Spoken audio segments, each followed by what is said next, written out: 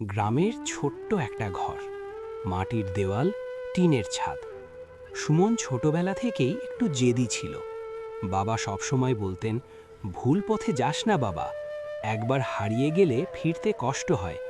কিন্তু বয়স বাড়ার সাথে সাথে সুমন বদলে গেল। খারাপ বন্ধুরা, রাত জাগা, মিথ্যা কথা।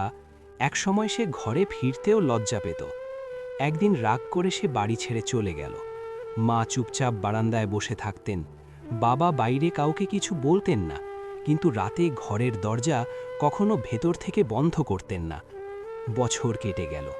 এক শীতের রাতে সুমন খুব ক্লান্ত, খুব ভাঙা অবস্থায় গ্রামের রাস্তা দিয়ে হাঁটছিল। বন্ধুরা তাকে ছেড়ে গেছে, টাকাও নেই, সম্মানও নেই। দূর থেকে এসে নিজের বাড়িটা দেখল। মনে ভয়, যদি আমাকে বাড়িতে ঢুকতে না দেয়। ধীরে ধীরে দরজার সামনে এসে দাঁড়ালো। দরজাটা হালকা খোলা, ভেতরে ক্ষীণ আলো জ্বলছে।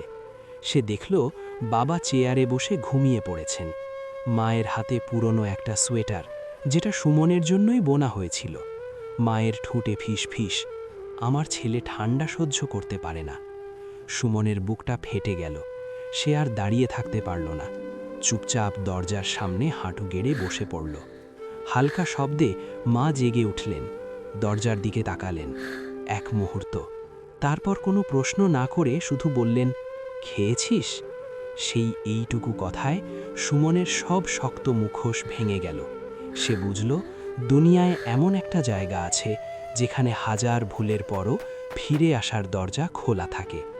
শিক্ষা: কিছু দরজা কখনো বন্ধ হয় না, শুধু সাহস করে ফিরে আসতে হয়।